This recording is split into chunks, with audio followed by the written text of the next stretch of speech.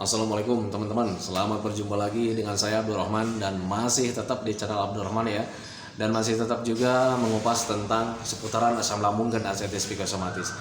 Nah, di season kali ini saya akan mencoba menjelaskan tentang orang-orang yang terkena gangguan asam lambung dan artritis psikosomatis yang masih mempunyai perasaan tentang apakah kita ini sudah sehat total, apakah kita ini sudah sembuh. Karena orang-orang yang terkena gangguan asam lambung dan artritis psikosomatis kadang suka mempunyai pertanyaan-pertanyaan itu ya dalam hatinya. Itu dipicu karena memang kita itu sebentar-sebentar kita normal, kita sehat, kita merasa kuat, kita merasa sudah kembali lagi ke keadaan kayak dulu lagi. Tapi tiba-tiba ada perasaan tidak nyaman gitu teman-teman ya. Jadi ketika ada perasaan tidak nyaman itu, maka lahir pemikiran-pemikiran yang negatif teman-teman ya. Seperti pemikiran-pemikiran tentang pertanyaan-pertanyaan dalam hati ya. Apakah ini saya itu benar-benar bakalan sembuh total, bisa sehat total? Apakah keadaan kita itu bakalan selamanya akan begini? Nah itu teman-teman ya. Nah itu, jadi orang-orang yang terkena gangguan asam lambung dan artritis psikosomatis bisa berpikir ke arah sana tatkala kita mempunyai atau hadir rasa tidak nyamannya walaupun itu sebentar saja. Nah itu teman-teman ya.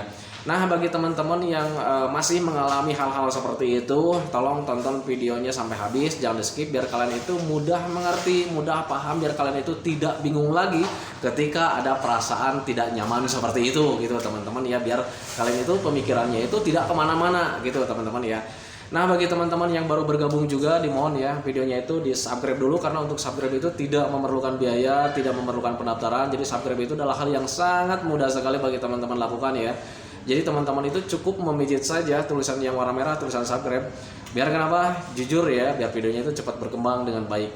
Dan kalau seandainya videonya itu berkembang dengan baik, sudah barang tentu itu akan menambah semangat tersendiri buat saya untuk terus nge-share tentang seputaran asam lambung dan artritis psikosomatis ini terhadap kalian. Kemudian jangan lupa juga tekan juga tombol lonceng sama tombol like-nya ya, biar kalian itu dapat notifikasi atau pemberitahuan video saya yang terbaru. Karena saya itu akan terus nge-share tentang seputaran asam lambung dan artritis psikosomatis ini terhadap kalian dengan tujuan semoga saja videonya itu menjadi wasilah atau jalan keluar bagi kalian yang sedang mengalami gangguan asam lambung dan artritis psikosomatis hingga membaik ya, apalagi sampai sembuh total. Amin ya rabbal alamin. Nah, kembali lagi ke topik utama teman-teman ya. Kadang orang-orang yang terkena gangguan asam lambung dan artritis psikosomatis itu dikala kita merasa nyaman, merasa sehat, merasa kita itu sudah sembuh teman-teman ya. Tetapi kadang kita itu suka bingung ya, suka bingung apakah saya itu sudah sehat total, apakah saya itu sudah sembuh total. Karena ketika kita ada perasaan nyaman, ketika kita ada perasaan enak, kita sudah bisa beraktivitas seperti dulu lagi, kadang sensasi itu selalu hadir ya. Sensasi rasa tidak nyaman itu selalu datang nyolek-nyolek. Nah ketika datang nyolek-nyolek seperti itu, kadang pemikiran-pemikiran kita itu timbul lagi ya, pemikiran-pemikiran negatif itu. Jadi kita itu kadang selalu bertanya-tanya, apakah benar gangguan asam lambung dan artritis psikosomatis ini bisa sembuh total, kemudian tidak hadir-hadir lagi gitu teman-teman ya. Karena mengingat waktu yang kita alami gitu teman-teman ya, itu jangka waktunya agak lama juga. Nah itu teman-teman, makanya ketika mengingat waktunya agak lama, kemudian sensasi selalu datang nyolek-nyolek, akhirnya punya pemikiran-pemikiran yang nggak benar. Nah itu teman-teman ya. Nah saya katakan di sini teman-teman ya, untuk gangguan asam lambung dan artritis psikosomatis, saya katakan itulah memang sifatnya gangguan asam lambung dan artritis psikosomatis. Jadi kalian nggak usah khawatir ya. Orang-orang yang terkena psikis memang seperti itu. Nah patut kalian ketahui bahwa untuk gangguan ini kita itu dapat dua gangguan teman-teman. Yang pertama itu medisnya, yang kedua itu psikisnya gitu teman-teman. Jadi tatkala kita medisnya sudah membaik, nah psikis ini kadang perbaikannya itu agak lama juga. Kenapa seperti itu? Karena yang namanya psikis, yang namanya mental, yang namanya pemikiran itu kita itu butuh latihan teman-teman ya. Kita butuh penanaman dalam pikiran bahwa semua ini bakalan sembuh, bahwa semua ini baik-baik saja, bahwa semua ini hanya perasaan saja. Nah itu teman-teman ya. Contohlah kalau misalkan ini bagi orang-orang yang terkena gangguan asam lambung dan artritis psikosomatis, medisnya cuma 1%, itu sebetulnya untuk medis itu bisa disembuhkan dalam waktu 2 bulan saja, tetapi untuk psikisnya memang butuh tempo seperti itu. Ada kalanya ketika kita itu sedang sehat, sedang bisa beraktivitas kayak dulu lagi gitu teman-teman ya. banyak ngobrol sama teman-teman, ngobrol sama keluarga, berbincang-bincang, saling tertawa gitu teman-teman ya. Tetapi kadang perasaan tidak nyaman itu hadir ya, tiba-tiba entah itu kelayangan, entah itu pusing, entah itu seperti ada gempa gitu teman-teman, entah itu ada perasaan yang gak nyaman pokoknya gitu ya teman-teman ya. Itu sangat wajar sekali. Kenapa seperti itu? Catat sekali lagi ya, untuk orang-orang yang terkena gangguan asam lambung dan anxiety psikosomatis, selain terkena medisnya, kita juga terkena psikisnya. Dan kemudian yang terkena psikisnya itu lebih dominan, nilai sensitifnya itu sangat tinggi teman-teman ya. Kenapa saya katakan seperti itu? Karena begini ya teman-teman ya, ketika kita sudah terkena psikisnya karena ada trauma tersendiri, akhirnya sensitif kita itu menjadi lebih tinggi. Jadi ketika ada sensasi yang wajar saja, kita itu sangat terasa ya, sangat terasa. Contoh lah kayak macam di kelayangan. Itu di kelayangan buat orang yang normal saja itu pasti mengalami kalau seandainya gula darahnya itu sedang rendah teman-teman. Dan untuk gula darah itu memang turun naiknya itu setiap menit, jangan setiap menit, setiap detik itu gula darah itu turunnya seperti itu ya. Jadi tidak stabil, kadang sekarang naik, kadang sekarang turun, jadi nggak selamanya stabil ya. Jangankan untuk orang-orang yang terkena gangguan asam lambung dan anxiety psikosomatis, buat orang yang sehat saja, orang yang normal saja, orang yang belum terkena gangguan asam lambung dan anxiety psikosomatis, itu gula darahnya itu tidak stabil. Semua orang itu sama gitu teman-teman ya, semua orang sama, tidak stabil. Nah tetapi bagi orang-orang yang tidak terkena gangguan asam lambung GERD anxiety psikosomatis, kalau seandainya gula darahnya sedang turun, dia cuek-cuek saja gitu. Kenapa? Karena tidak ada nilai trauma di situ gitu teman-teman ya. Berbeda dengan orang-orang yang terkena gangguan asam lambung dan anxiety psikosomatis, ketika gula darahnya sedang turun, itu terasanya sangat terasa sekali. Kenapa seperti itu? Karena kitanya sedang sensitif, benar-benar sensitif. Jadi ketika ada sensasi sedikit saja itu terasanya sangat besar. Dan kalau seandainya kita belum bisa mengalihkan pemikiran, itu pasti bakal timbul pertanyaan-pertanyaan yang sangat negatif gitu teman-teman. Aduh, ini jangan-jangan ini yang diomongkan oleh Abdul Rahman itu tidak benar mungkin gitu ya. Mungkin ini kita itu akan mengalami hal ini akan selamanya. Tidak seperti itu teman-teman ya. Jadi pahami saja ke sana bahwa kalian itu sekarang itu lagi benar-benar sensitif karena memang ada trauma tersendiri yang kita alami dulu. Trauma ketika saat terkena gangguan asam lambung dan anxiety psikosomatis, rasanya seperti mau padahal tidak, padahal itu gula darah sedang benar-benar drop gitu teman-teman. Tetapi kita berpikirnya malah ke arah-arah yang bahaya, ke arah-arah yang kematian. Nah itu menjadi trauma tersendiri. Akhirnya tubuh kita itu benar-benar menjadi sensitif. Ketika sekarang sudah sehat, ada gula darah sedang turun, ketika kita kelayangan sedikit, dan itu kelayangannya menjadi hal yang sangat besar, terasanya sangat besar, padahal itu kelayangannya cuma sedikit. Nah gitu teman-teman, jadi benar-benar sedang sensitif. Jadi pahami saja ke sana gitu teman-teman ya. Jadi bagi teman-teman yang masih merasakan, Pak, apakah saya itu sekarang itu saya udah membaik, udah sehat gitu teman-teman ya, tetapi masih ada sensasi sedikit aja gitu. Apakah ini benar-benar bakalan sembuh total selamanya gitu? Apakah memang kita itu bakalan mengalami hal ini seterusnya gitu? Nah itu teman-teman, jadi suka memang merasa bingung ke sana. Dan saya juga dulu pernah mengalami seperti itu. Jadi ketika sudah sehat total, sudah bisa kemana-mana, di tengah-tengah perjalanan kadang suka ada sensasi sedikit aja nyolek gitu. Nah itu menjadi menjadi teringat kembali gitu ya, menjadi teringat kembali, dan kemudian teringat kembali dengan kejadian dulu. Kemudian ingatan itu menjadi pertanyaan-pertanyaan tersendiri buat saya waktu itu gitu teman-teman. Jadi kadang ini jujur ya, pertanyaan saya juga dulu seperti itu ya. Ini kayaknya ini asam lambung dan anxiety psikosomatis bakal selamanya kita hadapin gitu teman-teman. Tetapi ketika mulai paham, ketika mulai cuek, akhirnya dengan sendirinya baik-baik saja gitu teman-teman ya. Dan untuk kelayangan, untuk untuk sensasi-sensasi yang lain sekarang itu sudah saya tidak rasakan. Karena kenapa? Karena sampai detik ini juga saya selalu menjalankan 3P-nya teman-teman ya. Pola makannya tetap dijaga, pola hidupnya tetap dijaga, kemudian pola pikirnya juga tetap dijaga. Nah itu teman-teman, jadi pahami saja ke sana.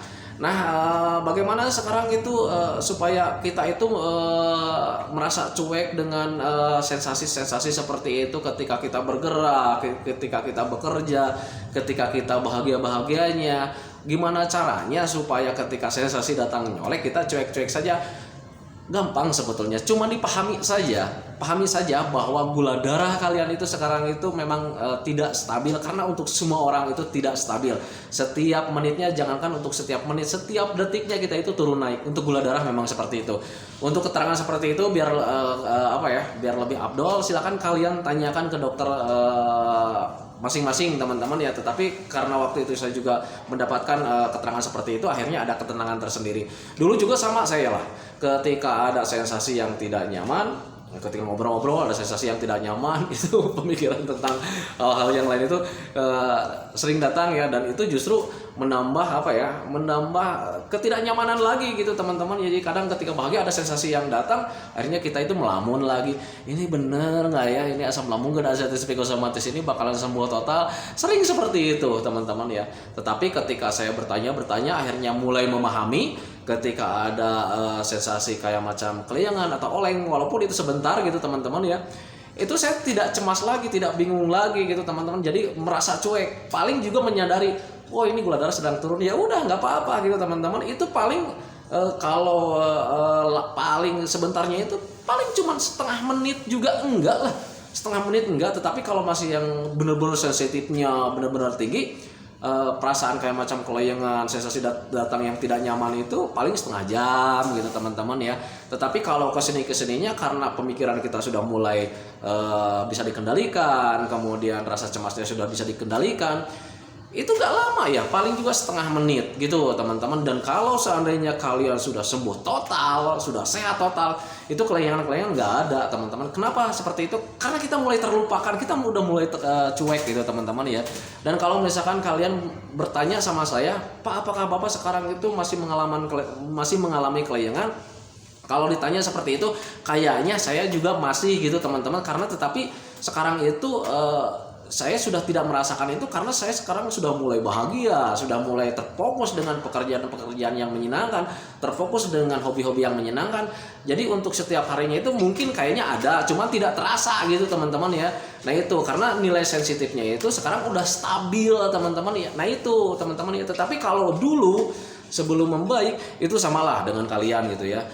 Kalau misalkan nilai sensitifnya masih tidak normal gitu, jadi masih dalam taraf-taraf agak tinggi gitu teman-teman, karena memang tubuhnya sedang waspada, memang seperti itu ya. Jadi sering mengalami seperti itu. Nah itu teman-teman ya. Dan kalau misalkan bagi teman-teman yang bertanya, apa ini asam lambung itu berbahaya? Tidak, saya katakan tidak bahaya ya, karena masih banyak sekali yang bertanya, apa ini asam lambung bahaya enggak? Saya katakan asam lambung itu tidak bahaya. Asam lambung itu justru berguna bagi kita untuk membantu sistem pencernaan. Karena asam lambung itu diproduksinya bukan sama kita diproduksi, kita beli asam lambung ya, kita olah, kita konsumsi, enggak seperti itu. Asam lambung itu dihasilkan oleh tubuh kita sendiri untuk membantu sistem pencernaan. Dan bayangkan saja kalau misalnya kalian tidak mempunyai asam lambung, justru kalian itu akan lebih bahaya teman-teman. Mau mencernanya pakai apa gitu teman-teman. Karena untuk pencernaan itu, di dalam pencernaan kita itu bukan mesin teman-teman, tetapi ada cairan asam yang dihasilkan oleh tubuh kita untuk mengurai makanan. Ketika makanan itu masuk ke dalam lambungnya, di lambungnya kita diuraikan oleh asam lambung, kemudian setelah terurai akhirnya masuk ke dalam usus, di usus baru kita diambil gizi-gizinya. Sepengetahuan saya seperti itu gitu teman-teman. Jadi nggak usah khawatir lah, yang penting toh kalian sekarang itu PR-nya gimana caranya supaya kalian itu terus membaik. Jadi setiap harinya itu gimana caranya nih keadaan kita itu terus membaik gitu. Itu yang harus kalian lakukan. Jangan berpikir ini kok asam lambung gini ya, itu nggak, justru itu nggak ada manfaatnya teman-teman, itu nggak ada gunanya gitu. Sepengalaman saya memang seperti itu gitu. Jadi makanya pahami saja ke sana. Nah biar kalian itu timbul rasa cuek, timbul rasa belajar masa bodoh, karena untuk gangguan asam lambung dan azantesis psikosomatis lebih dominannya itu kalau misalnya kita cuek, kalau kita belajar masa bodoh itu akan lebih cepat gitu teman-teman ya. Dengan kata lain, dengan patokannya itu kita sudah memahami bahwa gangguan asam lambung dan azantesis psikosomatis itu tidak berbahaya. Makanya sering-seringlah melakukan hobi-hobi yang menyenangkan, kayak macam jalan-jalan nyantai, kemudian bersosialisasi dengan orang lain, ngobrol-ngobrol, tetapi ngobrolnya jangan ngobrolin penyakit, takutnya nanti kalian diketawain teman-teman ya. Dulu juga saya begitulah. Jadi ketika ngobrol sama orang lain ngomongin masalah penyakit, akhirnya kita itu disepelekan gitu teman-teman ya. Nah akhirnya kesininya saya sudah mulai tidak ngobrol lagi tentang penyakit sama rekan-rekan itu. Saya bercanda biasa saja, kemudian membuat planning, membuat rencana gitu teman-teman ya. Gimana nih untuk besok kita jalan-jalan kemana? Ya paling seputaran itu saja gitu teman-teman. Dan akhirnya ketika kita melakukan kesenangan, kita sering bersosialisasi dengan orang lain, kita ngobrol-ngobrol dengan orang lain, bercampur dengan orang lain, itu pemikiran tentang penyakit, pemikiran tentang sensasi itu hilang dengan sendirinya teman-teman, terkikis dengan sendiri-sendirinya gitu teman-teman ya, sedikit-sedikit terkikis ya. Akhirnya lambat laun kita itu karena setiap harinya itu mulai terfokus dengan rencana, dengan kebahagiaan, ya akhirnya normal ya, sehat sembuh total gitu. Makanya saya selalu bilang di video-video sebelumnya juga, saya tuh selalu bilang kalau misalkan ditanya apa Bapak mulai sembuh itu kapan, saya lupa lagi ya. Kenapa? Karena untuk sembuhnya itu saya itu terlupakan teman-teman ya, tahu-taunya sudah sembuh saja gitu ya. Jadi ketika saya menyadari sembuh itu justru karena ada kalimat pertanyaan di keluarga teman-teman. Ketika saya sudah pergi jauh kemudian datang ke rumah itu, saya ditanya sama keluarga, sekarang sensasinya udah nggak datang lagi kayaknya ya. Nah baru di situ pemikiran saya tentang penyakit, pemikiran tentang sensasi itu hadir di kepala saya. Oh iya kok sekarang sudah sehat gitu, saya bilang gitu ya. Jadi justru waktu itu terlupakanlah penyakit, yang namanya sensasi itu terlupakan, tergantikan dengan pemikiran-pemikiran, perencanaan. Nah itu teman-teman ya. Kadang sekarang saja kalau misalkan membuat video itu, sampai detik ini juga jujur ya, untuk buat video atau share video itu kadang saya selalu diingatkan sama istri saya ya. Karena memang setiap hari itu sekarang itu sudah mulai chat-chat nih sama teman ya. Besok nih pulang kerja mau kemana nih? Besok nih bikin apa ya? Buka bersama di mana nih? Paling gitu ya.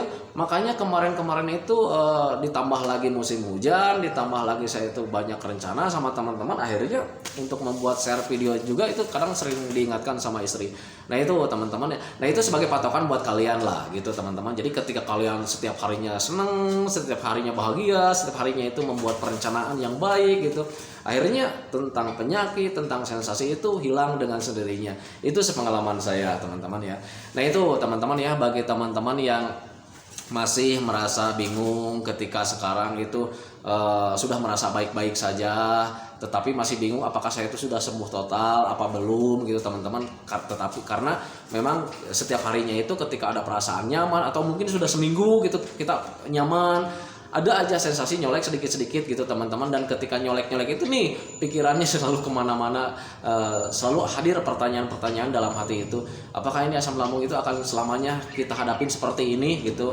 Nah saya katakan memang seperti itu sifat asam lambung dan anestesi psikosomatis memang seperti itu. Jadi untuk pemikiran, untuk psikis itu memang butuh latihan teman-teman ya. Tetapi berbeda ketika kalian sekarang itu sudah belajar tentang kebahagiaan, mencari kebahagiaan, mencari kesenangan. Itu nanti kalian selamanya sensasi seperti itu tidak akan hadir ya. Kenapa seperti itu? Karena sensitif kalian itu sudah normal lagi. Berbeda ketika sekarang nilai sensitifnya masih tinggi, jadi apapun yang dirasa, apapun yang hadir di dalam tubuh kita itu, entah dari gula darah, entah dari kekurangan mineral, itu terasanya sangat besar karena kalian sekarang sedang benar-benar sensitif. Tetapi berbeda nanti ketika sudah cuek, sensitifnya sudah mulai normal lagi, kejadian-kejadian itu akan ada tetapi kalian tidak akan merasakannya. Nah itu teman-teman ya. Nah itu teman-teman video dari saya, semoga saja videonya itu menjadi wasilah buat kalian, semoga saja videonya itu menjadi pengertian buat kalian, semoga saja videonya itu menjadi pencerahan buat kalian. Dan doa saya buat kalian, semoga kalian itu tetap sehat, kemudian sifat kalian itu yang dulu itu cepat kembali lagi, keinginan kalian itu cepat kembali lagi, emosi kalian, rasa mood kalian itu cepat kembali lagi, karena saya tahu persis bahwa keadaan yang dulu itu sangat dirindukan sekali. Nah itu teman-teman ya. Dan kemudian doakan saya juga agar saya itu tetap sehat, tetap ceria, agar masih tetap kuat, agar masih tetap bisa menemani kalian. Nah itu teman-teman ya. Saya hentikan videonya teman-teman ya. Selamat berjumpa lagi di episode selanjutnya, masih tentang seputaran asam lambung dan anestesi psikosomatis. Nanti akan saya share lagi tentang hal yang lainnya. Nah itu teman-teman, saya hentikan videonya teman-teman ya. Assalamualaikum warahmatullahi wabarakatuh.